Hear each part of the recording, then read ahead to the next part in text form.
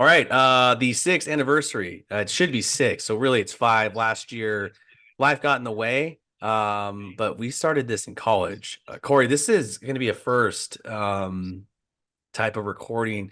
The optics of this for the audio listeners, this is really nothing different, but I'm staring at your name on my screen right now. It's basically like a driver's license test where I have to cover one eye and just see what sort of letters are on. But Corey Peterson, welcome back, my friend. I'm very sad we didn't get to do this last year. We ended our streak, but it only made sense to get back. You're a busy man. I think med school's done, right? You were on the road. How are you, my friend? I'm doing good, man. Great to hear your voice. And yeah, it's interesting. We totally goofed last year and completely messed up and missed doing this for the four biggest tournaments of the year. And I'm Mhm. pretty sure last time I was on, I went and made a hole in one the next day. So we should definitely do this more often. Yes. Yes. Um, but it's good to be back and reminisce a little bit about the college days and we got one of the biggest tournaments of the year right ahead of us. So I'm looking forward to it. Oh, it's the best. Just really fast, you're mentioning the hole in one. What's a better feeling, hitting a hole in one or attending the Masters? Because you told me very slyly, oh yeah, subtle flex, I'm going on Friday. No, that's fucking awesome, man. So you're going to the Masters on Friday. I think you've told us before you've been to Augusta National, right? Is this your second, third time going?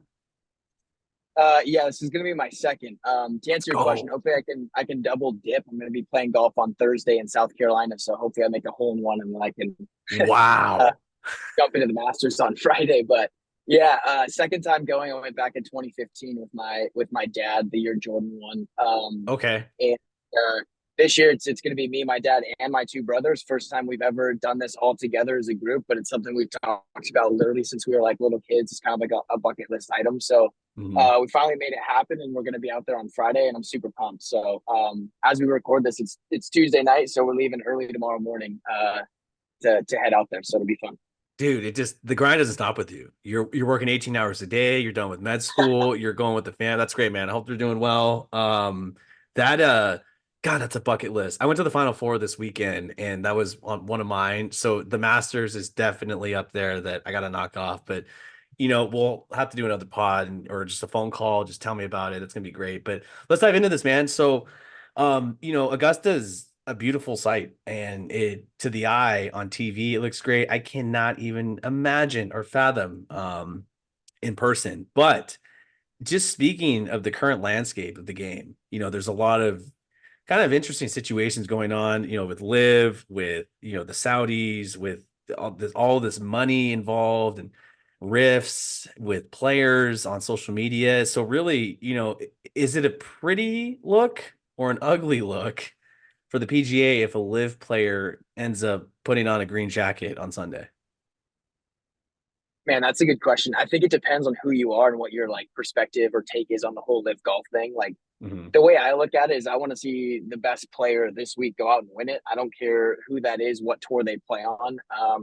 I mean, I miss watching guys like DJ, Bryson, Brooks, Cam Smith, John Rahm now like teed up every week on the PGA Tour. So it's the way I look at it is this is a bit of a treat to see all of them, battle head to head again for the first time in a while. We're only going to see it four times a year with the majors.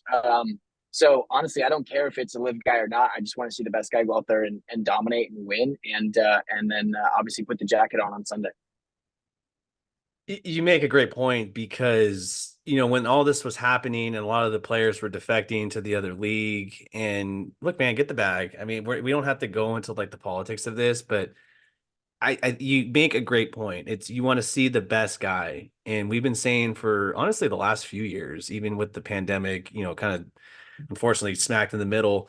Um, this is probably one of the best scenes we've seen on tour, right? Just in terms of sheer talent, just across the board, right? So seeing those guys, Rom, DJ, Cam Smith, Brooks, obviously, he's making his media rounds. I'm seeing all these like ads with Nike and everything. So it's good to see him back in the mix.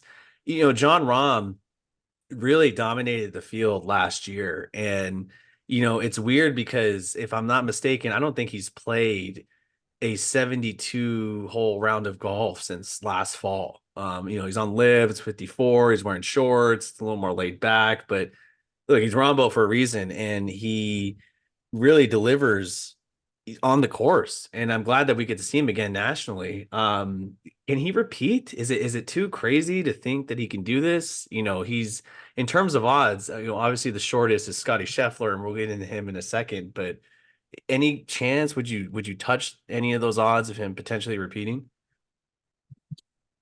Yeah. So for me, some of those odds are just too short. Like with both Scotty and Rom. I mean, do I think they're good plays? Of course. I think you could always make an argument for those type of players, at that caliber. But with how competitive the tour is nowadays, and all the talent that you see, it's like we still have the same names that pop up time after time again and week after week, which is awesome. But you get a week like this where a guy comes in hot and just has all the right things working for him. Anybody could go out and win this thing. Obviously, it's going to be more likely from, I guess, a pool of some of the bigger name players that we're kind of used to seeing. But I don't think you would ever count somebody like John Rahm or Scottie Scheffler out from a tournament like this, even if it is back to back, right? It doesn't really matter if it just happened last year. I mean, they're so good that they could get hot at any time, and they can win it at any time. John Rahm currently 11-1. We're recording this on Tuesday evening, a couple days before everyone tees off on Thursday. Yeah, the current state of golf, it's interesting, man. For a while it was just like, do you pick sides? Do you cheer for the guys to get the proverbial bag of money that the Saudis are throwing at them? And it's just it's crazy, man. But I think what the beauty of Augusta is, it brings everyone kind of back together, and we just want to see good golf. That's really all we want. We were just talking about odds, and obviously the favorite right now with the shortest odds is Scottie Scheffler. Corey, I gotta say, and I like Scottie Scheffler a lot. If he had any ounce of a personality, would he be the face of golf? Considering the unprecedented run that he has been on in the last year and a half. Man, that's a good question. I'm actually surprised to hear you say that. Like, I think, I mean, I think I understand where you're coming from, where you say the whole personality thing. But man, I think like Scotty, and his wife Meredith, like I think they are the type of people that we need to have as the face of golf. Like they're such great human beings at their Yeah. core, that it just makes them so much more likable. That you want to tune in and you want to root for a guy that's like absolutely dominating and putting up Tiger esque numbers. Um, and is also just a good human being and a good person and is grateful for the opportunity and to be in the shoes that he's in. So Mhm. I think he's well on his way to being that person, if not already there. I think it's taking people that are not necessarily in the golf realm yet, that are kind of still getting into it, or maybe aren't tuning into like, every week, and they're just tuning into the majors that are it's going to take longer for them to come around on him. But I think as someone that watches golf very frequently, like I think he's kind of already proven that he can be that guy and that he kind of is that guy already. Yeah, I mean, you explain that eloquently. He is a great guy. I love Scottie Scheffler. I think he's a freaking stud. It's just I think what happens now with these athletes in every sport, and maybe you could blame social media and phones and just having to always have, it seems like people are genuinely always creating content unnecessarily or necessarily. Um, but I guess I didn't mean it like in a way where it was demeaning. I'm just saying if you look at his run that he is on, I don't know why not a lot more. Why aren't there more people talking about it, right? Like your shit, obviously. Like you're paying attention, week in and week out of what he has the ability to do on a course. I just think like on a national scale, like, to the average fan, they probably don't know who he is, which is again, it goes back to if you look at his stats, he has backed it up and how much money he's earned and how just fucking dominant. Dude, he's playing like Tiger. You said it best. Like he is on this Tiger-esque run. Is this sustainable? Like, is he just gonna stick around? Because I always forget how young he is too. I think he's only 27, if I'm not mistaken. So is this like a sustainable run that he could just continue on this freaking tear through the sport? Yeah, that's kind of the $1 million question, right? Because like golf is one of those things where it's really hard to, with all the travel and the wear and tear on your body, just inherently, Mhm. it's tough to sustain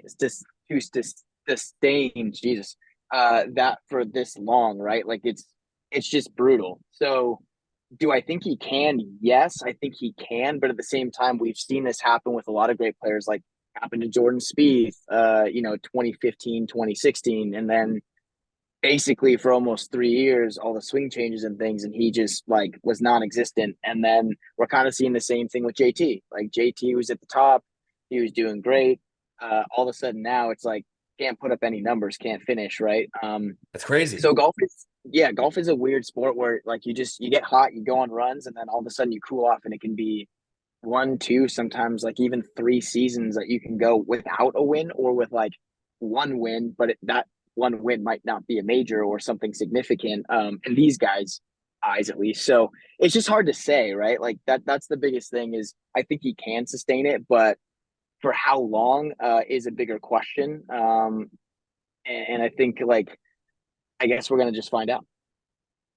Brooks, another example. The early part of like the 2020s and end of the 2010s. I mean, man, he was on a tear. He's a little different because of injuries and stuff, but he's one of those guys, man.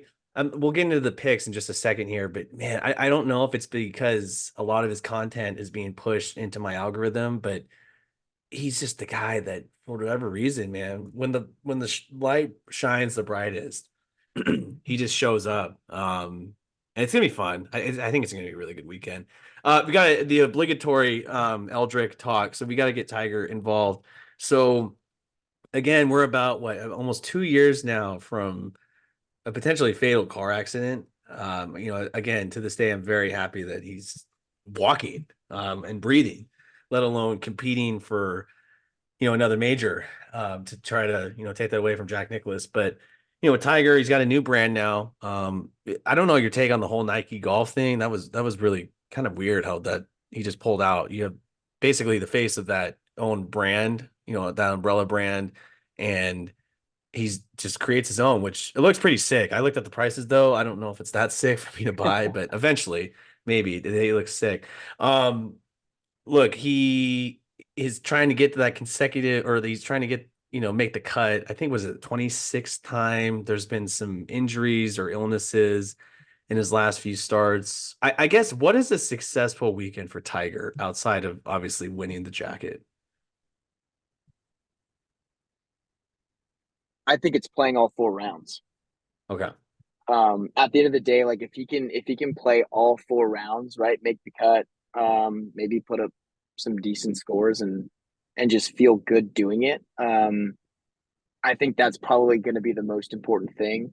He talked about maybe jumping into the Genesis a little too early when he just kind of wasn't ready. But now he's hoping to get back on his the plan that he intended to have for this season, which is play about once a month. So I think if he can get through all four, especially considering that, it is a very hilly and undulated course, I think if he can do that and feel pretty good by the end of it, just gain some momentum, then I think that would probably be a successful week. But obviously, it's Tiger Woods. So in his mind, he's probably still thinking he's going to go out there and win it, right? So it's all relative at the end of the day. I think Nona Begay was saying on the Golf Channel, there was a couple articles that I read too. He's dealing with an ankle injury, I believe, and some other, and this is a result from the crash and just recovering and doing rehab from it. I think that's a great point, man. I think you really hit it home. Just seeing him on Sunday, Tiger Red, that the crowds goes nuts. It doesn't matter what kind of shot it is either. You still get those crazy galleries, and it's always awesome hearing during interviews the players when they're the Tiger roar. We've talked about that for as long as I've known you and forever, right? Like you could pull up any clip from the last 20 years and he has any sort of remarkable shot. I mean, it sounds like an earthquake. So I think I think that's a great point. I think just making the cut and just seeing him, this weekend, because I think what was it the Genesis you were just referring to? Is that when he got taken to the hospital or not the hospital? The ambulance was all over Twitter, and then there was a rumor that he may have had in and out or something, that it wasn't, it was an illness. But yeah, jokes aside, it's just his presence, man. It's still crazy. You see like on ESPN, like he or the Golf Channel, like he's just warming up, and it's just cool to watch. Um, we'll get kind of back on track. So I should have done my homework. What do you think about, just one last thing before we get into the picks? Have you caught up on the Netflix show Full Swing? Have you watched? I haven't watched the second season yet. Have you watched it?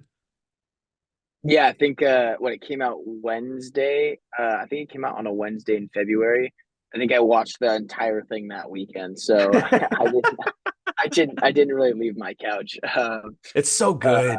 Netflix does it, such a it good really job. The is. first season, I just watched too much shit, and I need to watch it. I will, but no, I heard the second, excuse me, I heard the second season was solid, and it's pretty evident because you spent an entire weekend on your couch, binge watching it. So I think that kind of rests the case there.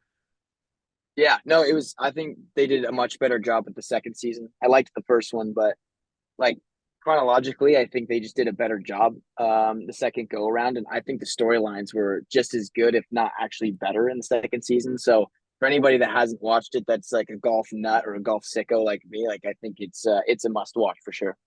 You're not a golf sicko. It's a good thing. It's a good thing. I Well, agree. look, this has been fun, man.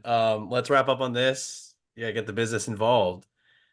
You've been pretty hot with these picks over the years, and I hope people that tail, they take you for your word, because you know what the fuck you're talking about. So let's um let's get the picks in. So we'll do this. Let's just go with your outright winner, who you feel confident about. If there's a couple that you like, that's fine. Who's a dark horse, and then maybe some money that you're sprinkling on like a top 10, top 5, top 20 finish. Like, what do you got?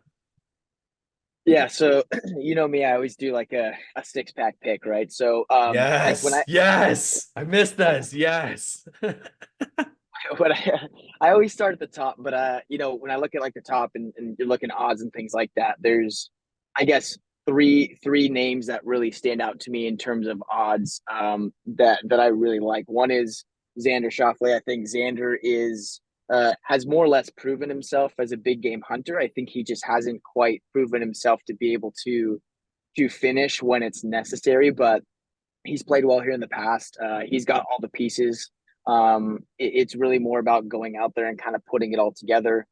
He's also good at working the ball from right to left, which is great for right-handers. A lot of the holes dogleg right to left in certain situations, which is why lefties have always kind of fared well here. Think of your Bubba Watsons and Phil Mickelson. So I think standing on the other side of the golf ball, a guy that can turn it over consistently would be Xander, and I think he's got all the pieces that he needs to put it together. So he's one that I'm looking at highly. Jordan Spieth is another one. You know, this is someone I always kind of battle with. Unfortunately, it's like, you know, he either I never get him right either. He either like completely explodes or, you know, he goes out and he gets it done. So for me, it's just like he played pretty well last week in Texas, and I think he's got some good things going from or for him from the end of last year and even early this year. And yeah, anytime you get Jordan at Augusta, like I just can't help but be a degenerate and put money down on him. So he could be coming in the worst form out of anybody and still find a way to win it. So Jordan's another one, and then Hideki Matsuyama, former winner here, obviously. You know, he's got the legendary caddy bow, right? That went viral when Yes. he won here a couple of years ago. But he's just been nuts. Like he doesn't get enough credit for how good he is around the greens because he's Mhm. not like the greatest putter. Um, but he's got really good hands. So he's really good with when it comes to touch and creativity around these green complexes and trying to get up and down and hit different types of shots. And then tee to green, he's like always really, really good, especially with the iron. So I think he's in good form to get it done. And then my last kind of top tier guy would be Cam Smith. Um, I just really like Cam Smith. I mean, like I miss watching him play. He's not good off the tee, but that's not going to kill him here. He's one of the best putters. He's one of the best short game players, and when his irons get hot, he is absolutely deadly. So if he sprays it a little bit off the tee, which he probably will, it's not going to kill him here, and I don't mind that. And you can get pretty good odds on him too, depending on what book you're using. So even though he's been on live, like I'm gonna ride that ship.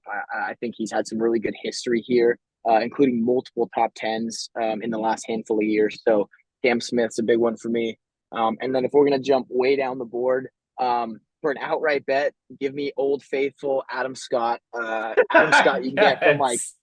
you could get Adam Scott from like 75 to 1 up to maybe some books like 90 or 100 to 1. I freaking love Adam Scott.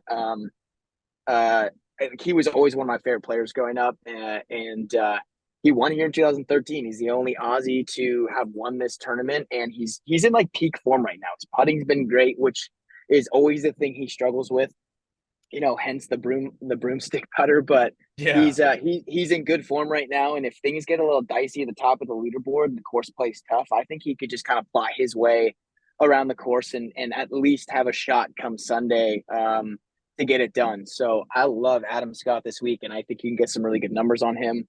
And then my smash bet for top 20 is Corey Connors. There's two courses in the world where Corey Connors can actually putt well on, and it was last week at TPC San Antonio, and then it's going to be this week at Augusta. I don't know what it is that he likes about these green complexes, but he's been great. He missed the cut last year, but before that, I think he had like three top tens. He's just been absolutely insane, and he spells his name correctly. So shout out Corey Connors. So yeah, I'm a big fan of him. He's gonna get it done tee to green for sure. It's always a matter of if he can putt, and the statistics for him on this course are great. So give me Corey Connors to top 20, and that'll round out my six pack. Oh man, I always so Adam Scott 75 to 1. You're right. So DraftKings FanDuel again, this is being recorded on Tuesday night, so this could change. I totally forget you do this every year. It cracks me up. Okay, just one more time for the people in the back. Just so you're just round off the names you just said really fast, and this is all for top 20 finishes or outright winners. No, so my four outrights would be Xander Schauffele, Jordan Spieth, Cameron Smith, and Hideki Matsuyama. And then Adam Scott would be like a deep flyer, a black horse, Dark horse. Okay. to dark horse to win it outright. And then Corey Connors would be my top 20 pick. Let's go. Spells it with an E, the correct way. 100%. Oh man, Corey, this is great, man. I'm glad we got back on track. I know I think, are you on the five? What freeway are you on right now?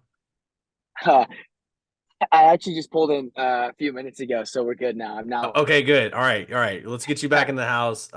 Hey man, thanks for carving out some time. You're very, very busy, man. I'm glad you're done with medical school. You're saving people's lives. You're doing amazing things. No, I always look forward to this every year. Hey, have fun at Augusta if you're allowed to. I know there's protocols with phones. If you can, take some pics for me. But hey, man, it was great catching up. Thank you so much for hopping on. Yeah, man. Thanks for having me. I'll smash a couple $2 sandwiches and $5 beers for you. Let's go. Let's go. Always a pleasure being on. I really enjoyed catching up, and hopefully we can do it again for the other majors this year. Absolutely.